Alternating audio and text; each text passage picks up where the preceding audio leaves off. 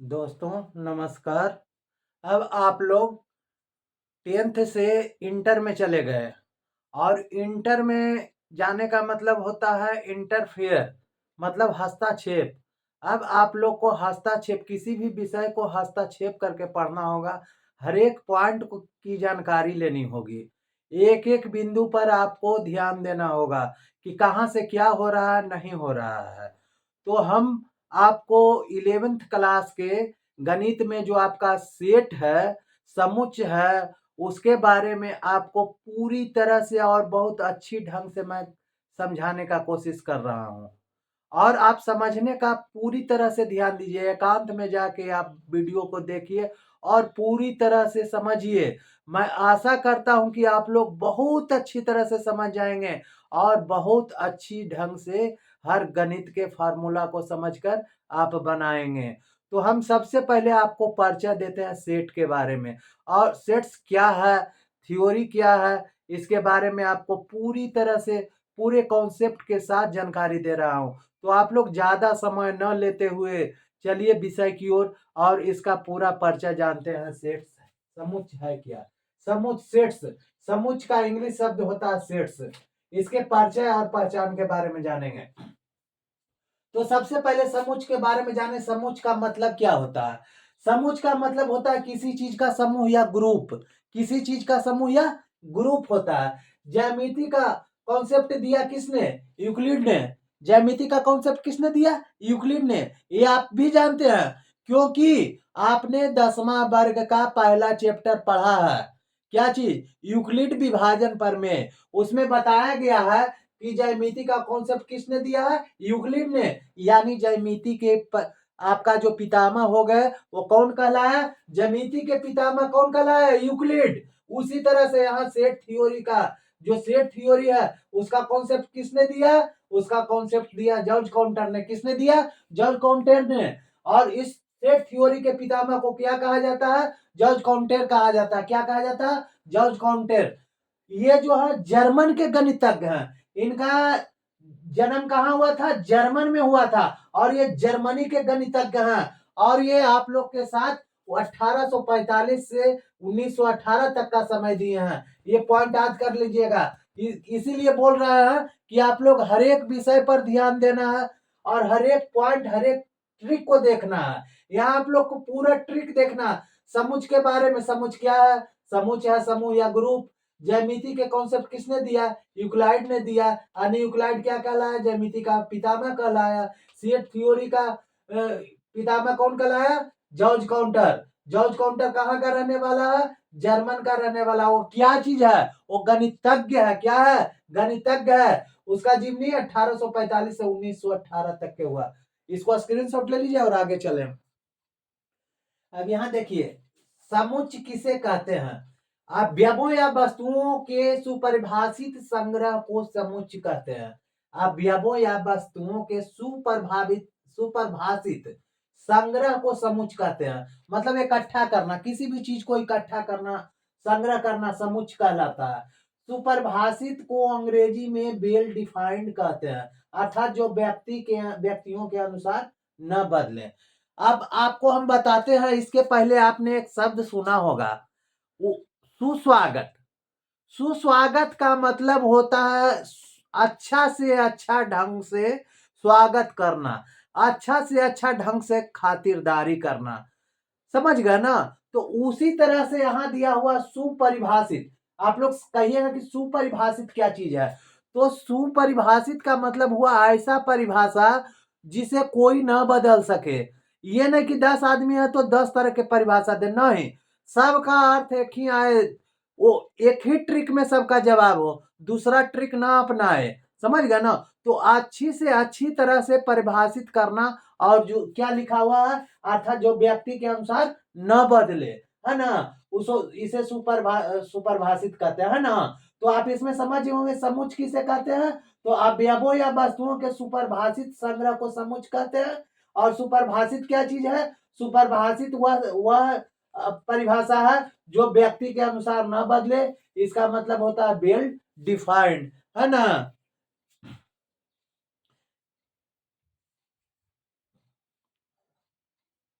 अब हम कुछ एग्जाम्पल द्वारा हम समझेंगे कि ये समुच्चय है कि नहीं है। इस समुच्चय का हम पहचान करते हैं।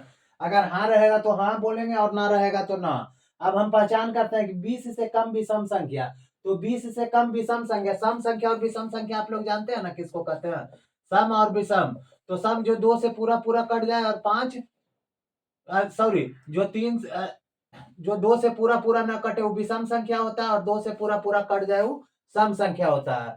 तो इसमें कौन हो गया, यहाँ देखिए 1 2 3 4 5 6 7 8 9 10 20 तक ना लिखना, 10 11 12 13 14 15 16 17 18 19 20, जो 2 से पूरा पूरा कट जाए वो सम संख्या कहलाएगा। तो 2 4 6 8 10 12 14 16 18 20, ये कट गया। आप कौन बच गया जी, 1 3 5 7 9 11 13 15 17 19। हम आपको बहुत अच्छी तरह से समझाने की कोशिश कर रहा हूं, और हर एक पॉइंट को समझने की कोशिश कीजिए। बतलाया रहे आप जाने या ना जाने, लेकिन यहां से जानकारी लें, बेहतर रहेगा। तो 20 से कम विषम संख्या कौन कौन आ गया, 1 3 5 7 9 11 13 17 19।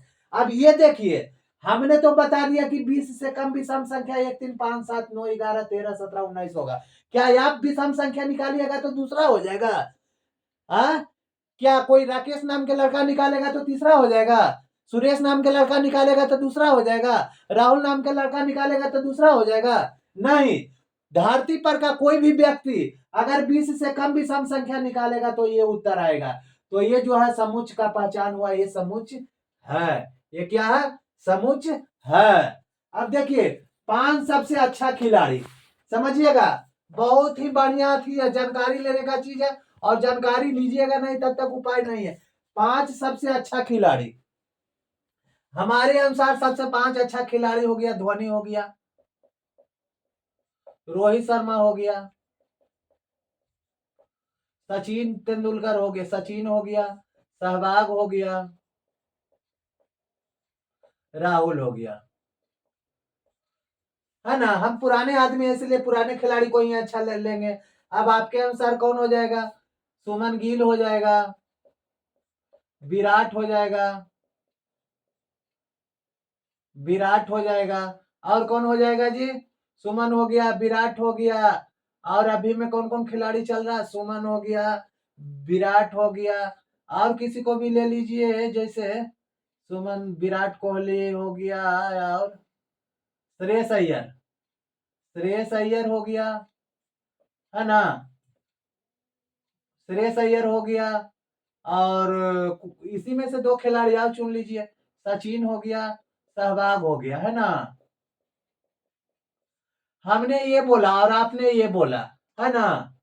तो इस तरह से हर आदमी का सबसे 5 खिलाड़ी का चुनाव अलग अलग होगा। किसी के लिए वो खिलाड़ी चुनेंगे तो कोई वो खिलाड़ी चुनेंगे, किसी के लिए वो बेस्ट रहेगा तो किसी के लिए वो बेस्ट रहेगा, है ना। तो 5 सबसे अच्छा खिलाड़ी चुनने का जहां जो ऑप्शन आता है, तो जिसका जो रुचि रहेगा रुचि के अनुसार चुनेगा। तो ये जो है सेट थ्योरी, जो सेट जो समुच्चय जो है, ये आपका समुच्चय सिद्धांत ये गलत है। क्या है, गलत है। अंग्रेजी का स्वर, अंग्रेजी का स्वर वोवेल कौन कौन अक्षर है आप लोग जानते हैं, वोवेल कौन कौन है, ए ई आई ओ यू। तो इसको कहीं भी रहिए, इलाहाबाद रहिए, पटना रहिए, जहानाबाद रहिए, धरती विश्व में कहीं रहिए, रूस रहिए, अमेरिका रहिए, जर्मनी रहिए, कहीं भी रहिएगा, तो अंग्रेजी का स्वर कोई भी व्यक्ति बोलेगा कि अंग्रेजी का स्वर बताओ तो क्या बताएगा, ए ई आई ओ यू। ये नहीं बदल सकता है, जब भी लिखेगा तो यही लिखेगा, ए ई आई ओ यू। यानी ये जो हमारा है समुच्चय है। क्या है, समुच्चय है। संख्या 18 के अभाज्य गुणनखंड, भाज्य नहीं अभाज्य गुणनखंड। तो अभाज्य गुणनखंड किसका, 18 के निकाले, 2 नमा 18, 3 तिया 9 दूनी 18, ये 2 गुने 2 और 3 हुआ। तो इसको कोई भी निकालेगा तो क्या लिखेगा, 2 और 3, है ना जी। क्या दोबारा नहीं लिखा था, जो भी लिखा था एक ही बार, दोबारा रिपीट नहीं होता है। इसमें समुच्चय में कोई भी बार एक ही बार लिखना, रिपीट नहीं होता, ये ध्यान रखिएगा। तो सिर्फ लिखाएगा 2 या 3। तो धरती पर का कोई भी व्यक्ति होगा जिससे जिससे पूछा जाएगा कि संख्या 18 के अभाज्य गुणनखंड बताओ, तो क्या बतलाएगा, 2 और 3 बताएगा। क्या बतलाएगा जी? 2 और 3 बतलाएगा, है ना। और अंग्रेजी स्वर क्या बतलाएगा? A E I O U, ठीक ना। दुनिया के 2 खतरनाक जानवर, यानी ये तो हो गया समुच। अब ये देखिए दुनिया के 2 खतरनाक जानवर, तो 2 खतरनाक जानवर, कोई चीता भालू बता देगा, कोई शेर बता देगा, शेर चीता बता देगा, कोई हाथी बता देगा, तो कोई सबसे छोटी चींटी बता देगा, कुछ भी बता सकता है। तो सब यहाँ जितने भी व्यक्ति हैं सबके दिमाग में अलग अलग 2 खतरनाक जानवर आ रहा है, इसलिए ये समुच नहीं हो पाएगा, ये समुच नहीं हो पाएगा।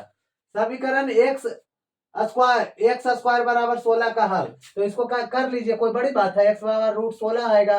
अब आप लोग को इंटर में चले चले चले आए हैं, तो रूट जब भी निकालेंगे तो प्लस माइनस दोनों में आएगा, प्लस माइनस दोनों में आएगा, तो +4 होगा और -4 होगा। तो इसको धरती पर का कोई भी व्यक्ति इसका समीकरण का हल करेगा तो क्या आएगा? +4 और -4। तो इस एग्जाम्पल से समझ गए होंगे कि जो जो एक ग्रुप में है, जो एक समूह में मिलता है उसको क्या बोलते हैं? सेट बोलते हैं, और जो नहीं मिलता है उसको नहीं बोलते हैं। तो यहाँ 20 का कोई भी विषम संख्या निकालेंगे, यही निकालेंगे। 5 सबसे अच्छा खिलाड़ी नहीं निकाल पाएगा, ये नहीं है। अंग्रेजी का स्वर यही निकलेगा। 18 का भाज्य गुणनखंड यही निकलेगा। दुनिया के 2 खतरनाक आदमी, ये सेट थ्योरी में, सेट में नहीं आएगा। समीकरण एक्स स्क्वायर बराबर 16 का हल कोई भी निकालेंगे तो क्या आएगा जी? +4 और -4 ही आएगा। तो ये आप समझ गए ना। अब आप चाहें तो इसको आप स्क्रीनशॉट ले सकते। अब हम समुच्च के बारे में पूरी तरह से चलते हैं। समुच्च है क्या, समुच्च को कैसे दर्शाते हैं, समुच्च के कितने भाग होते हैं, उसको कैसे क्या लिखा जाता है। अब समुच्च को पूरी तरह से कॉन्सेप्ट को समझने का कोशिश कीजिए। अब हम पूरे विषय पर ही चल रहे हैं, परिभाषा से लेकर के इसको कैसे इंडिकेट करते हैं, उसके कौन कौन से भाग होते हैं, प्रत्येक भाग में क्या क्या करना है, उसके बारे में अब विषय पर हम चलते हैं। और बहुत अच्छी तरह से समझने का कोशिश कीजिए। जब तक समझिएगा नहीं तब तक आगे बढ़िएगा नहीं। और समझने के लिए क्या करना है? पूरा ध्यान केंद्रित करना है।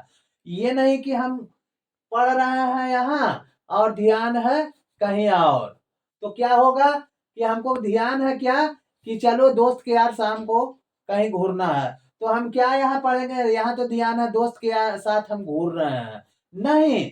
ध्यान हमको यहाँ जब सेट पर देना है, समुच्च पर देना है, इसका परिचय जानना है, तो हमको पूरे कंसेप्ट के साथ हमको ये ध्यान देना होगा और पूरे एकदम ध्यान के साथ पढ़ना होगा। एक एक पॉइंट कोई छूटे ना, एक एक पॉइंट कोई छूटे ना। अगर छूट जाता है तो यह विषय आपसे रूठ जाता है, समझ गए ना।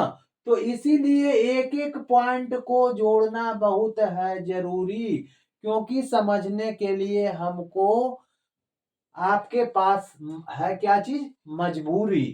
तो हमको समझना है जरूरी, तो दूर करना होगा मजबूरी। तो मजबूरी दूर कैसे करेंगे? एक एक पॉइंट को समझ के दूर करेंगे। तो हम चलिए मजबूरी को दूर कैसे करते हैं? एक एक पॉइंट को समझने का कोशिश करते हैं। तो एक एक पॉइंट समझिए मेरे लाल, एक एक पॉइंट को समझने का कोशिश कीजिए मेरे दोस्त। जब तक एक एक पॉइंट को नहीं समझिएगा तब तक आगे नहीं बढ़िएगा।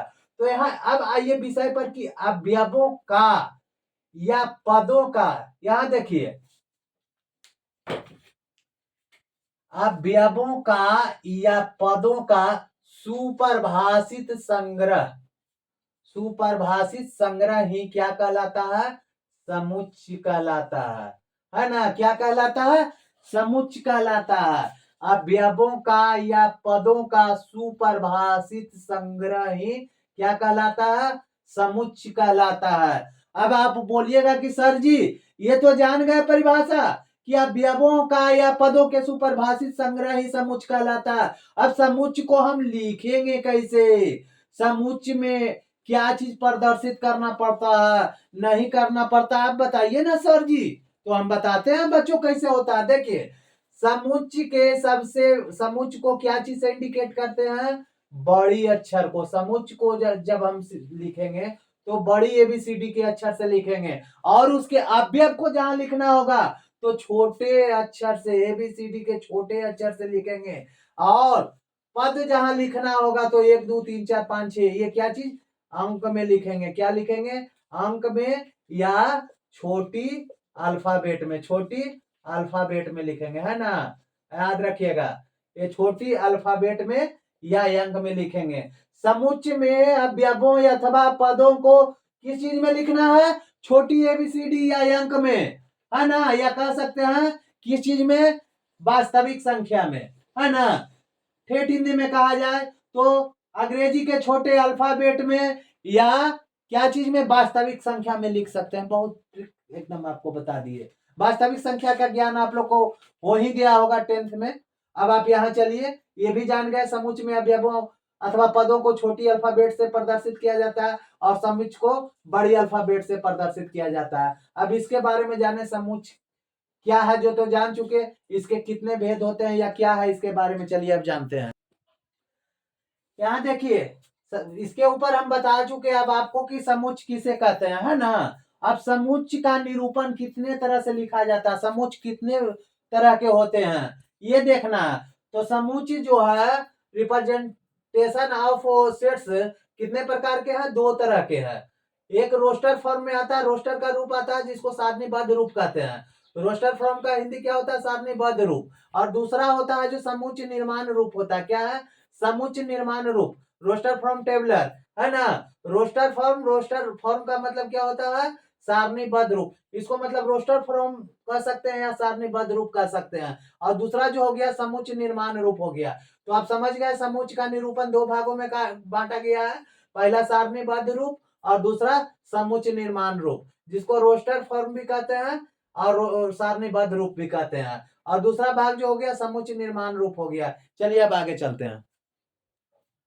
देखिए रोस्टर रूप या सारणीबद्ध रूप, इसके पहले हम बता चुके हैं सेट्स के बारे में और सेट्स के कितने रूप होते हैं। तो उसमें आपको बताया जा चुका है दोस्तों कि समुच्चय जो होता है 2 प्रकार, 2 फॉर्म में लिखा जाता है, एक रोस्टर या सारणीबद्ध फॉर्म में, है ना। तो रोस्टर और सारणीबद्ध फॉर्म में एक समुच्चय के रूप में लिखा जाता है, क्या लिखा जाता है, समुच्चय के। तो सबसे पहले हम चले रोस्टर रूप या सारणीबद्ध रूप क्या चीज है, इसके बारे में पूरा जानेंगे और इसको हम कैसे लिखेंगे, है ना। रोस्टर रूप या सारणीबद्ध रूप, इसको हम कैसे लिखेंगे, कैसे कैसे लिखने का इसका फार्मूला क्या है, कैसे हम जानेंगे कि यह रोस्टर रूप में है, कैसे जानेंगे कि यह सारणीबद्ध है। तो चलिए हम पूरा ध्यान लगा करके इस विषय पर चलते हैं और देखते हैं क्या इसका गुण है, क्या इसका धर्म है, क्या इसका व्यवहार है, कैसा चाल चलन है, चलिए देखते हैं।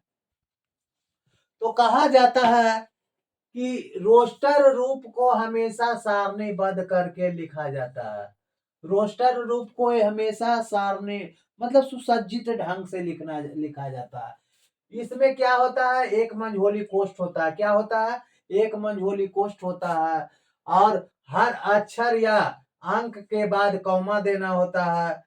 देख रहे हैं ना, यहाँ comma 1 comma 3 comma 5 comma 7 comma 9, है ना, कौमा लगाते हैं और फिर उसका संकेत रहेगा, उसको लिखेंगे, ये, है ना। और इसके बाद उसके गुण धर्म को लिखते हैं। इसमें कोई भी अंक या अल्फाबेट स्मॉल रिपीट नहीं होता है, मतलब एक है अगर 4 जगह 1 रहेगा फिर भी नहीं लिखेंगे, 8 जगह 3 रहेगा फिर भी नहीं लिखेंगे, 2 जगह 5 रहेगा फिर भी नहीं, सिर्फ एक बार लिखा था, क्या होता है, इसमें सिर्फ एक बार लिखा था।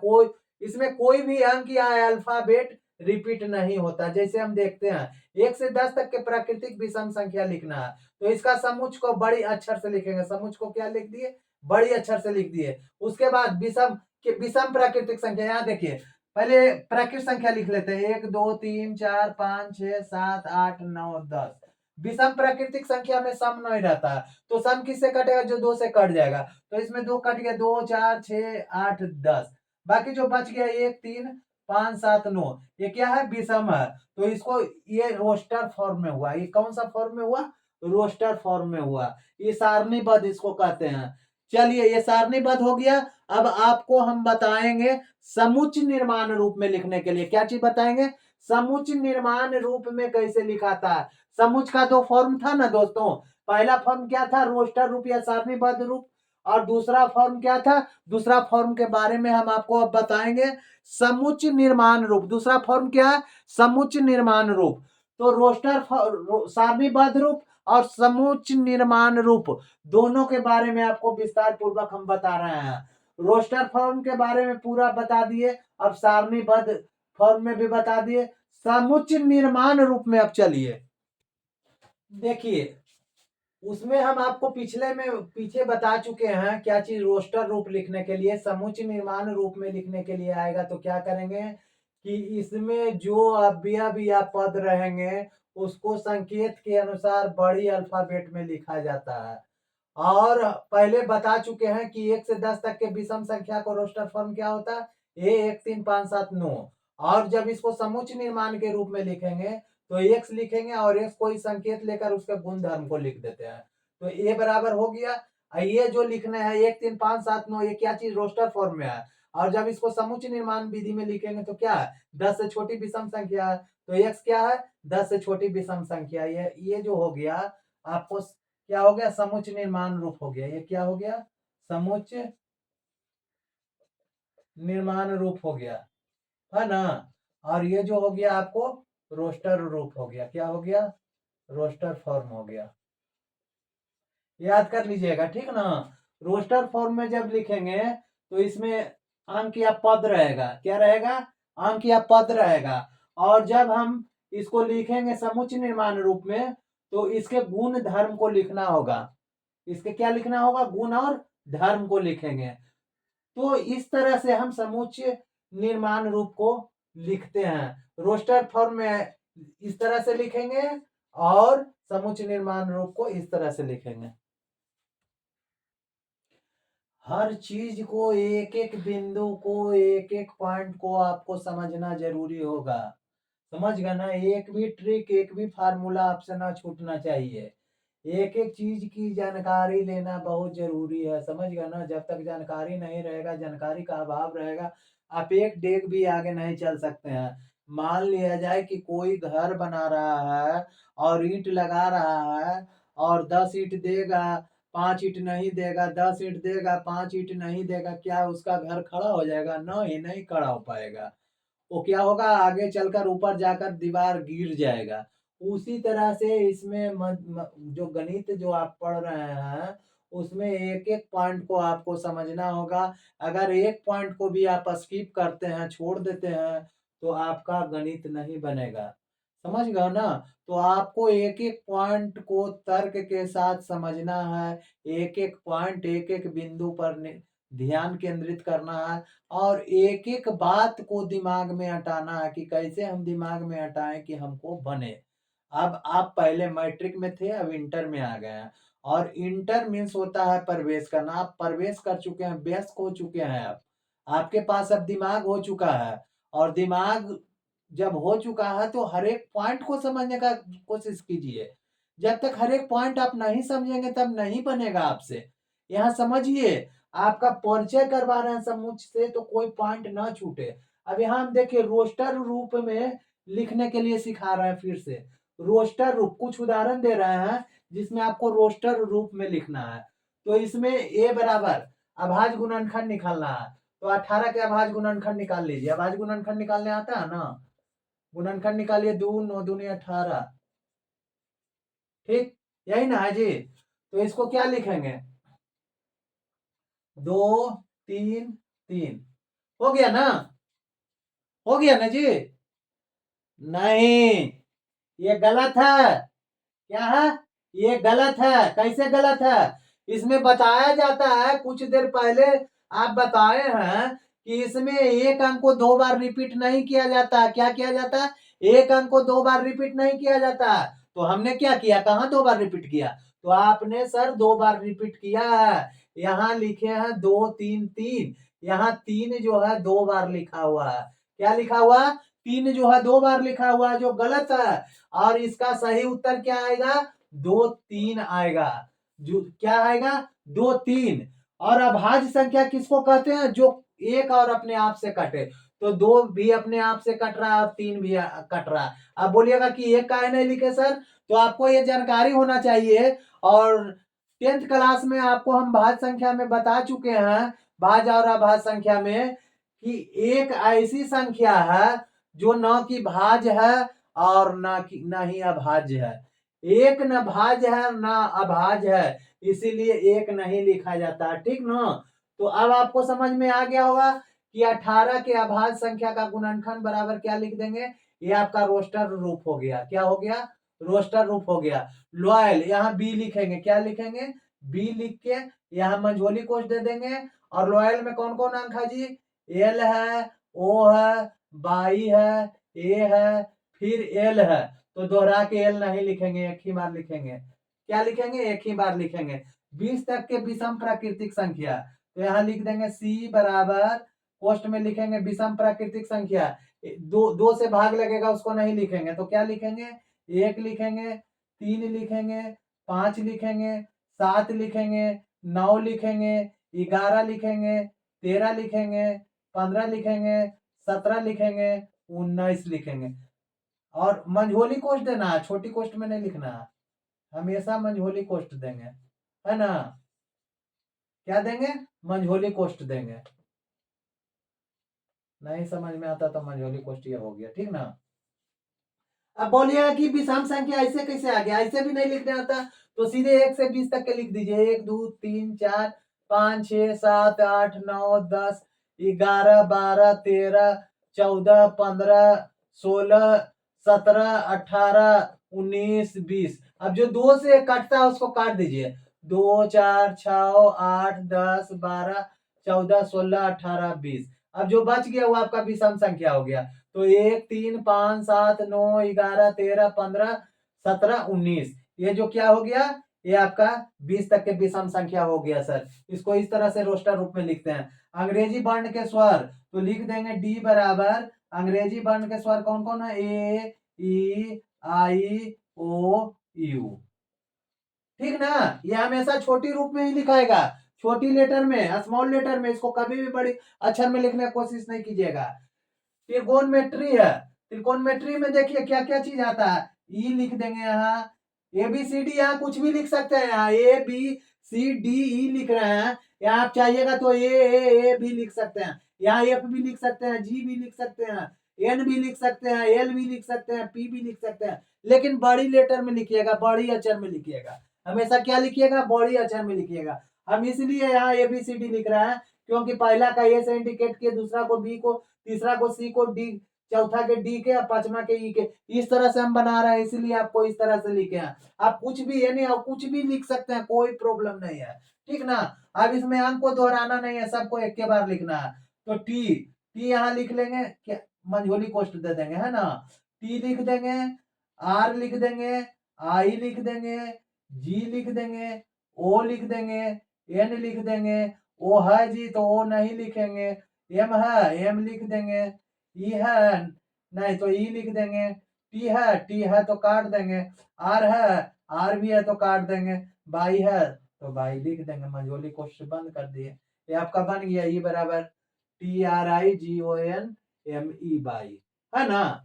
ये आपका फाइनल हो गया। अब 10 से कम विषम संख्या, 10 से कम विषम संख्या तो 1 3 5 7 9, तो यहाँ लिख देंगे एफ बराबर मंझोली कोष्ट, क्या चीज लिखेंगे, 1 से 10, 1 3 5 7 9, है ना। आशा करते हैं कि आप लोग अब समझ गए होंगे, है ना। ये इसी तरह से बनाना है, रोस्टर रूप में लिखना है, समझ गया ना। तो अब आगे आपको बता, देखिए इस चैप्टर में ज्यादा नहीं, कुछ ही मतलब इंडिकेट दिया गया है, और उतना ही इंडिकेट इसलिए आपको बतला रहे हैं कि थोड़ा थोड़ा बताएंगे तो आपको दिमाग में पूरा आ जाएगा। इसमें मात्र सर्च डायरेक्ट बतलाया गया है, इसे क्या पढ़ेंगे, इस तरह से जब रहेगा तो इसे क्या पढ़ेंगे, सर्च डायरेक्ट पढ़ेंगे, क्या पढ़ेंगे, सर्च डायरेक्ट पढ़ेंगे। और जब इस तरह जब रहेगा तो इसको सर्च डायरेक्ट पढ़ेंगे, ठीक ना। क्या पढ़ेंगे, सर्च डायरेक्ट, इसको याद कर लीजिएगा दोस्तों, क्या पढ़ेंगे, सर्च डायरेक्ट। इस तरह से रहेगा तो इसको का सदस्य पढ़ेंगे, क्या पढ़ेंगे, का सदस्य, मतलब इसका पूरा परिवार इसमें है, इसका मतलब इसका पूरा पर ये रहे, इसका इंडिकेट दे देंगे तो कहने का मतलब उसका जितने भी घर का सदस्य हैं वो इसमें है। मतलब जितने भी परिवार हैं, जितने भी हैं लोग इसमें बिलोंग कर रहे हैं। क्या कर रहे हैं? बिलोंग कर रहे हैं। और इस तरह से अगर ये कटा रहे तो मतलब इसका का सदस्य नहीं है। क्या मतलब? सदस्य नहीं है, सदस्य नहीं है, मतलब नॉट बिलोंग, मतलब नॉट बिलोंग, सदस्यता नहीं प्राप्त है ना। इस तरह से रहेगा तो ये उपसमुच है, अपसेट इसको बोलते हैं। इसका क्या बोलते हैं? समुच का उपसमुच। जो समुच है उसमें आगे पढ़ना होगा कि उसका उपसमुच क्या है। और जो उपसमुच नहीं रहेगा इस तरह से करेंगे। अधिसमुच है जो इस तरह से होता है वो आगे बताएंगे, ठीक ना। पर इतना ही जानिए अभी, है ना। क्या चीज? सर्च डाइट का सदस्य, और ये आपका क्या हुआ? का सदस्य नहीं है, उपसमुच, उपसमुच नहीं है। इतना जाने ना। अब आगे चलते हैं। अब आपको कुछ यहाँ दिखा रहे हैं और उस एग्जाम्पल के द्वारा आप समझने का कोशिश कीजिएगा कि रोस्टर फॉर्म क्या होता है और समुच्च निर्माण रूप क्या होता है। अगर आपको दिया रहे कि 20 से कम विषम संख्या, उसका रोस्टर रूप निकालिए और समुच्च निर्माण रूप निकालिए, तो हम लिखेंगे ए बराबर 20 से कम विषम संख्या। कई एक बार रिवीजन कर चुका हूं दोस्तों, आप लोग ध्यान दीजिए। 1 3 5 7 9 11 13 15 17 19, मंझोली कोष्ठ से दोनों तरफ ब्रैकेट बंद रहेगा, ठीक। अब यहाँ जो है समुच्च निर्माण रूप में लिखना है तो क्या लिखेंगे? ए एक्स सर्च डाइट एक्स दे के कॉमा देंगे।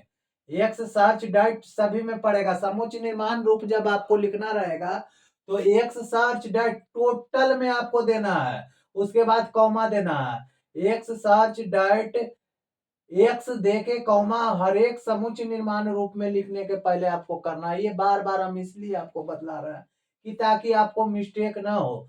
उसके बाद क्या लिखना है? एक्स सर्च डाइट एक्स लिखने के बाद कौमा देना है। उसके बाद ये क्या चीज है? 1 3 5 7 9 11 13 15 17 19, ये क्या है? ये जो 20 से छोटा क्या चीज है? आपको विषम संख्या। 20 से छोटा क्या है? विषम संख्या।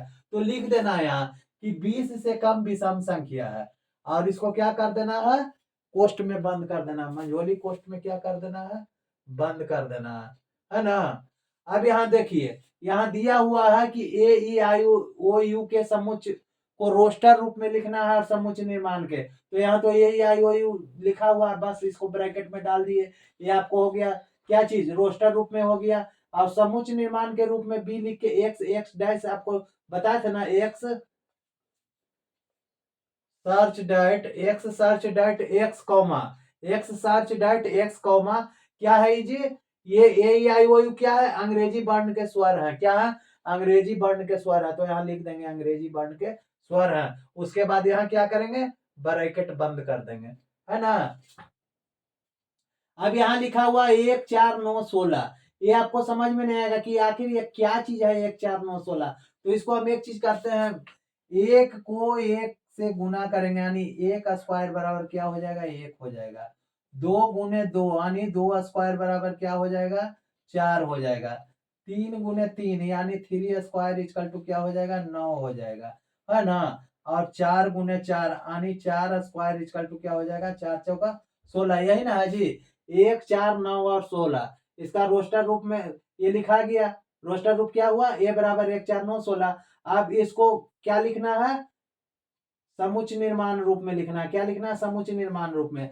तो x search diet x search diet x देके कॉमा और 5 से छोटी प्राकृत संख्या का वर्ग है। 5 से छोटी प्राकृत संख्या का वर्ग है। अब आप समझ गए? हाँ सर जी समझ गए, समझ गए, पक्का समझ गए? नहीं? चलिए कुछ हम आपको और उदाहरण देकर समझा देते हैं। आप एकदम पूरी तरह से समझ जाइए तभी हमको तसल्ली मिलेगी। अगर नहीं समझेंगे ना तो हमको तसल्ली नहीं मिलेगी। चलिए कुछ और उदाहरण दे देते हैं, और उदाहरण देकर आप समझिए। समझ गए ना? तो आप समझने का कोशिश कीजिए। अगला हम उदाहरण देते हैं। यहाँ देखिए, यहाँ 2 3 समुच्च निर्माण रूप में लिखना है। 2 3 यहाँ ब्रैकेट में दिया हुआ है, इसको समुच्च निर्माण रूप में लिखना है। तो ये 2 3 क्या है? 2 3 अभाज्य संख्या है। क्या है? 2 3 अभाज्य गुणनखंड है। किसका? 12 का। क्या है? 12 का ये अभाज्य गुणनखंड हुआ 2 3।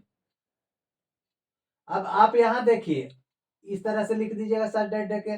अब यहाँ देखिए x plus two, x plus 2 है ना, एक्स प्लस, सॉरी, यहाँ x+x-2 को रोस्टर रूप में लिखना है, मिस्टेक से प्लस पड़ गया था। तो x+x-2 को रोस्टर रूप में लिखेंगे तो क्या हो जाएगा, यहाँ इसको जब रूप तोड़ेंगे ए प्लस, इसको जब तोड़ेंगे x या 2x x में तोड़ेंगे तो क्या आ जाएगा, x एक आ जाएगा x-1 में, और एक आ जाएगा क्या, x+2 का रूप हो जाएगा। तो x-1 इक्वल टू 0, और एक क्या लेंगे, x+2 इक्वल टू 0। तो यहाँ x बराबर क्या हो जाएगा, प्लस में 1 हो जाएगा, और x इस तरफ चला जाएगा, प्लस में है तो माइनस में हो जाएगा, यानी ए का रूप है वो हो गया, क्या हो गया, 1 हो गया, और दूसरा -2। इसको इस तरह से, या इसको -2 1 भी लिख सकते हैं, कोई दिक्कत ना है, ऐसे चाहे तो ऐसे लिखिए, ऐसे चाहेंगे तो ऐसे लिखिए। अब आप समझ गए ना। अब देखिए, अगर नहीं समझे हैं तो फिर हम एक आपको समझा देते हैं, एक उदाहरण और दे देते हैं, और उसे पूरी तरह से आप समझ जाइएगा। तो चलिए एक उदाहरण और आपको दे देते हैं, चलिए देते हैं अब अगला उदाहरण आपको। यहाँ देखिए क्या बतला रहा है कि x जो है धनात्मक पूर्णांक है, और आपको इसका क्या करते हैं, इसको वर्ग करने पर ये 40 के भीतर है और 40 के अंदर आता है, रोस्टर रूप में लिखिए। तो इसके लिए क्या करेंगे, 40 से नीचे जितने भी धन, पहले पूर्णांक आइए, पूर्णांक किसको कहते हैं समझने की कोशिश कीजिएगा, बहुत इंपॉर्टेंट क्वेश्चन है। और ये मैट्रिक मैट्रिक कहते हैं, सॉरी, इंटर में बराबर आने वाला क्वेश्चन है, और बहुत ही मजेदार क्वेश्चन है कहिए तो, सिर्फ समझने का इसमें अथी है। देखिए, धनात्मक पूर्णांक, धनात्मक मतलब क्या होता है, प्लस में, और ऋणात्मक पूर्णांक होता है माइनस में। तो यहाँ जब हम पूर्णांक लिखेंगे, क्या लिखेंगे, पूर्णांक लिखेंगे, तो पूर्णांक जीरो में जीरो में जीरो भी होता है, और इससे धनात्मक भी होता है, और इससे ऋणात्मक भी होता है। पूरा समझिए, ये आपका जीरो हो गया, इधर हो गया 1 2 3 1 2 3 4 5 6 7 8 9, है ना, इस तरह से हो गया। इधर क्या हो जाएगा, -1 -2 -3 -4 -5 -6 -7 -8 -9, है ना। ये जितना चाहिए इधर भी बढ़ते चल जाएगा और इधर भी बढ़ते चला जाएगा, ये कम होने वाला नहीं है। अब क्या कहता है कि धनात्मक पूर्णांक है, धनात्मक पूर्णांक कहां से शुरू होता है जी, जीरो के बाद से शुरू होता है, जीरो के बाद से, जीरो के बाद से शुरू होता है। तो ये क्या कर रहा है, 40 के भीतर है, 40 के वर्ग के भीतर है। तो हम 1 से शुरू करते हैं, 1 का वर्ग क्या हो जाएगा, 1 का वर्ग क्या हो जाएगा, 1 हो जाएगा। 2 का वर्ग कितना हो जाएगा, 4 हो जाएगा। 3 का वर्ग कितना हो जाएगा, 9 हो जाएगा। और 4 का वर्ग क्या हो जाएगा, 16 हो जाएगा। और 5 का वर्ग कितना हो जाएगा, 25 हो जाएगा। और 6 के वर्ग कितना हो जाएगा, 36 हो जाएगा। और 7 के वर्ग कितना हो जाएगा, 49 हो जाएगा। अब देखिए यहाँ 40 के भीतर कह रहा है, क्या कह रहा है, 40 के भीतर, 40 के भीतर कहाँ हो गया, 49 हो गया, ये कहाँ हो गया, 40 के भीतर हो गया, यानी कहां तक हुआ, 6 तक के, है ना, कहां तक के हुआ, 6 तक के। तो यहाँ क्या लिखना है, यहाँ क्या लिखेंगे, यहाँ लिख देंगे, ए लिख दे दीजिएगा, अब मंझोली कोष्ट दे देंगे, 1 2 3 4 5 6, है ना, यही ना होगा जी। हाँ, चलिए अब आगे बढ़ते हैं। देखिए, अब इतना बात हो चुका समुच्च में, अब कुछ बातें ऐसी है जिसको इंडिकेट के रूप में इसमें लिखा जाता है, और वो आपको जानना महा जरूरी है, नहीं जानेगा तो इंडिकेट में कैसे लिखेगा। शुद्ध इंडिकेट में लिखने के लिए इतनी बातों को जानना जरूरी है कि अगर प्राकृत संख्याओं का समुच्च रहेगा तो उसको एन से इंडिकेट करना है। अगर प्राकृत संख्याओं का समुच्च लिखना रहेगा तो आपको किस चीज से इंडिकेट करना है, एन से। देखिए, आप चाहे तो इसको पहले ही स्क्रीनशॉट ले सकते हैं, जो बच्चा लेना चाहते हैं ले लीजिए स्क्रीनशॉट। चलिए अब आगे बढ़ते हैं। पूर्णांकों का समुच्च अगर लेना चाहें, पूर्णांकों का समुच्च अगर कहीं भी रहे और उसको गुच्छा में लिखना रहे तो उसको जेड से इंडिकेट करते हैं, ठीक ना। पूर्णांकों के समुच्च को किस चीज से इंडिकेट करते हैं, जेड से। परमेय संख्याओं के समुच्चय को Q से इंडिकेट करते हैं। परमेय संख्याओं के समुच्चय को क्या चीज से इंडिकेट करते हैं? Q से करते हैं। और R से क्या करते हैं जी? वास्तविक संख्याओं के समुच्चय को। अगर कहीं वास्तविक संख्या का समुच्चय दिया रहे तो उसको किस चीज से इंडिकेट करेंगे? R से करेंगे। और धन पूर्णांकों का जहां सेट रहेगा, समुच्चय रहेगा, उसको Z से इंडिकेट करेंगे। किस चीज से इंडिकेट करेंगे? Z से करेंगे। और धन परमेय संख्याओं का समूह, जहां धन परमेय संख्या दिया रहे और उसका समुच्चय का इंडिकेट करना रहे तो हम Q से इंडिकेट करेंगे। क्या चीज से इंडिकेट करेंगे? Q से इंडिकेट करेंगे। और धन वास्तविक संख्याओं का समुच्चय रहे तो उसको R से इंडिकेट करेंगे। क्या चीज से इंडिकेट करेंगे? R से इंडिकेट करेंगे। अब समुच्चय सेट थ्योरी में आपको तो पूरा इतना बताने का मतलब क्या हुआ कि आप ये समझ गए होंगे कि सेट समुच्चय में जो होता है कि धनात्मक संख्या ही ज्यादा आता है, ऋणात्मक का कहीं वैल्यू ही नहीं है, ऋणात्मक नहीं आता। समझे? यहाँ देख रहे हैं टोटल में धन परमेय संख्या, धन पूर्णांक संख्या, वास्तविक संख्या, परमेय संख्या, पूर्णांक संख्या, प्राकृत संख्या, धन वास्तविक संख्या। जहां धन वास्तविक संख्या आ गया तो ऋण तो आइए नहीं है। तो हमेशा याद रखिएगा कि समुच्चय में ऋणात्मक शब्द का प्रयोग नहीं होता है। समझ गए ना? ऋणात्मक शब्द का प्रयोग नहीं होता है। तो बच्चों, हमें आशा है कि आप पूरी तरह से समझ गए होंगे। आपका जो है समुच्चय सेट का आपका परिचय और पहचान करा चुके हैं। समझ गए ना? तो आप थैंक यू सो मच। अब आप इस वीडियो में आपको ये समझ में आ गया होगा कि समुच्चय सेट क्या है। समझ गए ना? तो आपको इस वीडियो में मजा आया होगा। अब आपको इस वीडियो में समझ में आया या नहीं आया, इसके बारे में तो हम नहीं कह सकते हैं दोस्तों। हम तो इसमें आपको समुच्चय सेट के बारे में बता चुके हैं और क्या क्या चीज बता चुके हैं। रोस्टर रूप लिखने के लिए, समुच्चय निर्माण विधि में लिखने के लिए बता दिए हैं। अगर आपको पूरी तरह से समझ में आ गया होगा तो बहुत बहुत अच्छी बात है। अगर नहीं समझ में आया होगा तो हम आशा करते हैं कि आपका ध्यान कहीं और होगा।